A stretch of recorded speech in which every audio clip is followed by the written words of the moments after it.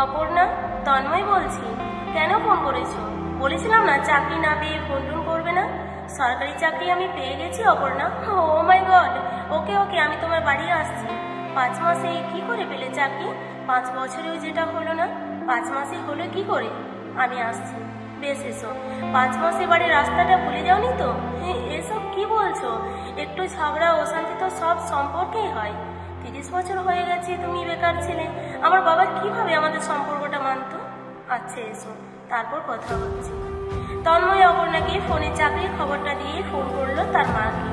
মা কিছুদিন আগে চলে গিয়েছিল দিল্লি। তন্ময়ের দাদা ওখানে চাকরি না পেয়ে দিল্লি চলে যায় বছর 2 আগে। একটা মেয়েকে প্রেমের জালে ফাঁসিয়ে বিয়ে করে এখন শ্বশুরের ব্যবসা সামলায়। তন্ময়ের মা দিল্লিতে দাদার কাছে থাকে বছর খানিক হলো। বাবা মারা যাওয়ার পর অল্প পেনশনের টাকায় ঘর চলছিল না আর। বাজারে সবকিছুর অনেক দাম।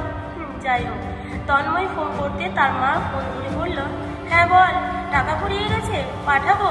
না মা, আমি সরকারি চাকরি পেয়েছি। কিভাবে পেলি? আসছি আমি। দাদাকে বলি যদি ফ্লাইটে টাকাটা দেয় আমি পাঠিয়ে দিচ্ছি টিকিট। আমি বুক করে ফোন করছি। তুই এত টাকা পাবি কি করে? তুই ভালো আছিস তো বাবা? হ্যাঁ, আমি টিকিট কেটে দিচ্ছি মা, একবার এসো। অনেকদিন দেখিনি তোমায়, আজই যাব। তুই ব্যবস্থা করে দে একটু, আমি মোবাইলে কেটে দিচ্ছি। এসো। বিকেল 5:10 কি 15 উপস্থিত তার মা। অপর্ণাও এসে পড়বে। মা প্রেমিকা দুজনকে একই সময়ে আসতে বলেছিল তন্ময়। সে চাকরি পাওয়ার পর যে সবাই তার কাছে ফিরবে এটা তন্ময় আগে থেকেই জানত। মা এবং প্রেমিকা উপস্থিত। মনে একটাই প্রশ্ন, তন্ময় সত্যি চাকরিটা পেয়েছে? 5 মাসের মধ্যে চাকরিটা পেল কি করে? তন্ময়ের মা অলকা দেবী আগে পৌঁছল নিজের বাড়িতে। বহুদিন পর বাড়ি ফিরলে বাড়ির প্রতি ভালোবাসাটা যেন একটু বেশি প্রকাশ পায়। অলকা দেবী জিজ্ঞাসা করলেন, কিসে চাকরি পেলি? কিভাবে পেলি? আমি জানতাম তুই একদিন ঠিক চাকরি পাবি। বলছি মা, অপর্ণা আসবে বললো, আসো, দুজনকে গল্পটা একসাথে শোনাবো। 5 মিনিটের মাথায় অপর্ণা উপস্থিত। অপর্ণা আজ যেন একটু বেশি সেরে এসেছে। 5 মাস আগে অপর্ণা সম্পর্কটা নষ্ট করেছিল। এখন তন্ময় সরকারি চাকরি পেয়ে গেছে, তাই এখন সম্পর্কটা ঠিক করতেই হবে। তন্ময়ের মতো ভোলা ভালা ছেলেকে ইমপ্রেস করা কোনো ব্যাপারই না। অপর্ণা জানে তন্ময় রূপ দেখলে নিজেকে সামলাতে পারে না। অপর্ণা এসেই জড়িয়ে ধরল। আমি জানতাম সোনা তুমি চাকরিটা পাবে, কার জন্য না হোক আমার জন্য। আমি জানতাম। এসো ভেতরে। সরি লাস্ট 5 মাসের জন্য, কিন্তু একটাই প্রশ্ন, তুমি চাকরিটা পেলে কি করে? 5 বছরে যেটা হলো না সেটা 5 মাসে হলো কি করে? বসো, মাও এসেছে, তোমাকে মাকে গল্পটা একসাথে বলবো। তন্ময় মাকে অপর্ণার পাশে বসতে বলে রান্নাঘর থেকে 2 প্লেটে মিষ্টি আনলো, সঙ্গে আনলো কোল্ড ড্রিঙ্কস। অলকা দেবী বললেন, এসব কি করছিস? এত কিছু করলি কেন? পাগল হয়ে গেছিস নাকি? অপর্ণা হঠাৎ করে এই জল মিষ্টি আনার ঘটনায় অবাক হলো। তন্ময়ের চালচলন ব্যবহারে অস্বাভাবিক পরিবর্তন। অবাক হয়ে বলল, তন্ময় কি হয়েছে? আরে চাকরি পেয়েছে, একটু মিষ্টি মুখ হবে না? আর সাসপেন্স হয়েও না, প্লিজ বলো, সত্যি তুমি চাকরিটা পেয়েছো? কিভাবে পেলে? আগে খাও এগুলো, তারপর বলছি। তন্ময় বসলো অলকা দেবী এবং অপর্ণার সামনে চেয়ারটায়।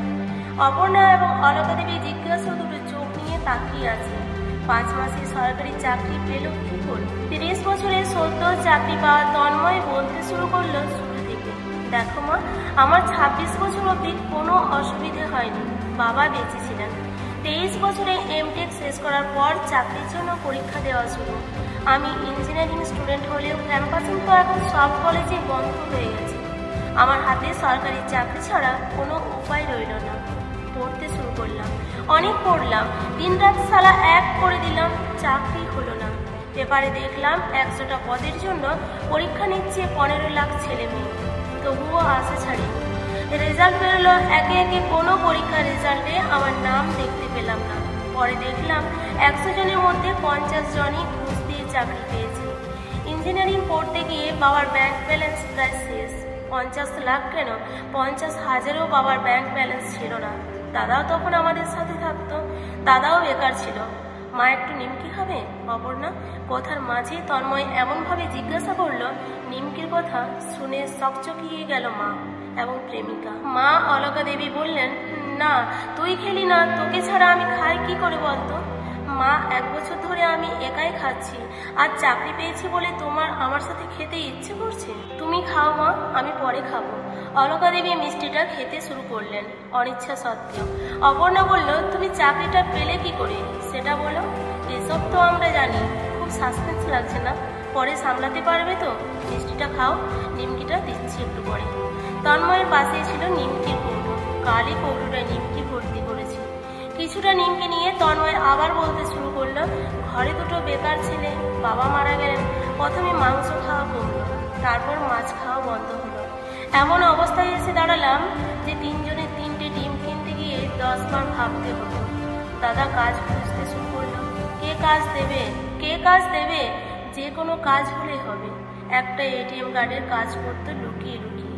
বাবা ব্যাংকে কাজ করতো আর দাদা গার্ডের কাজ করে। লোকে হাসবে তো।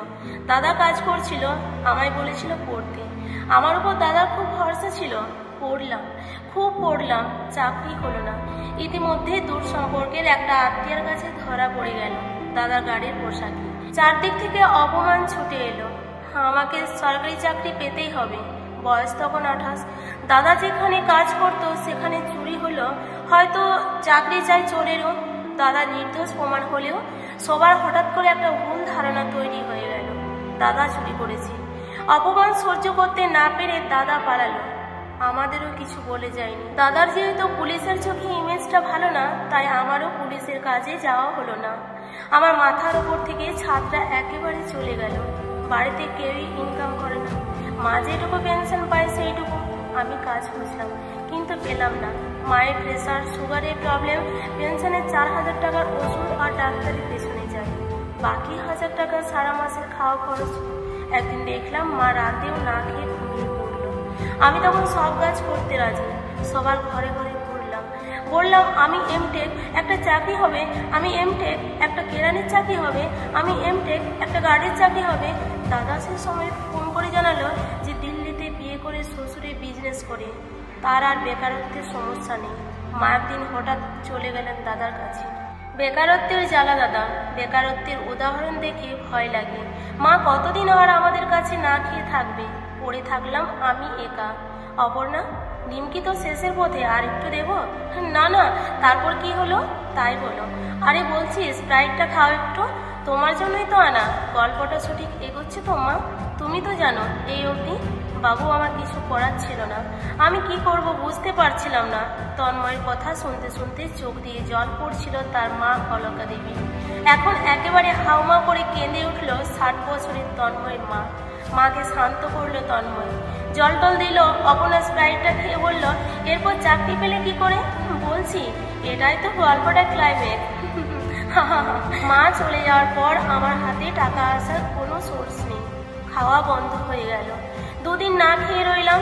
পরের দিন রাতে বেরিয়ে দেখলাম বিয়ে বাড়ির খাবার ফেলেছি। ফেলার আগে চাইলাম না, এতে ওরা আমায় ভিখারি ভাবতে পারে। তারপর ওদের ফেলে দেওয়া হয়ে গেলে ওরা চলে গেল। একটা প্লাস্টিক ভরে ওখান থেকে সবাইকে লুকিয়ে খাবার নিয়ে এলাম। সে খাবার আমি বাদে কয়েকটা কুকুরও মুখে নিয়ে যাচ্ছিল।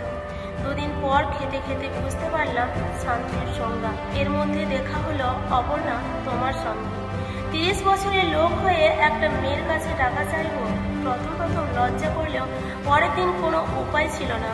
মিথ্যে কথা বলে টাকা নিলাম। সেই টাকায় চাল কিনতাম, ডাল কিনতাম। একসময় অপর্ণার ব্যাগ থেকে টাকা চুরি করলাম।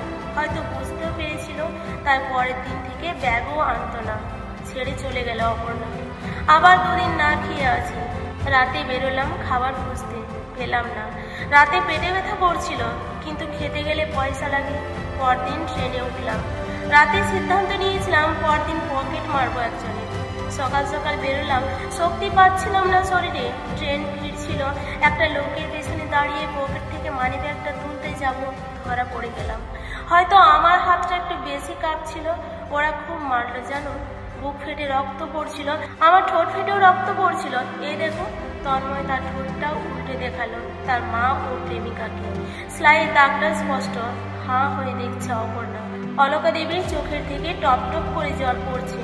তন্ময় ঠোঁটটা দেখে বলল, অপর্ণা, কোল্ড ড্রিঙ্কসটা শুধু তোমার জন্য এনেছি, আমার মা খাবে না। আমার খাওয়া বারণ। সে খাওয়া যাবে পরে, আগে বলো তারপর কি হলো? তারপর আমি জেলে গেলাম। 3 মাস জেল খাটলাম। ওরা মারতো বেল্ট দিয়ে, লাঠি দিয়ে। 3 মাস পর বাড়ি ফিরলাম। এই 4টে দেওয়াল ছাড়া আমার কাছে আর কিছুই ছিল না। বাড়িটাও বিক্রি করা যাবে না, বাড়িটা মায়ের নামে লেখা। খাবো কি? জেলে তো ফ্রিতে খেতে পেতাম, আমার আবার কষ্ট সহ্য হচ্ছিল না।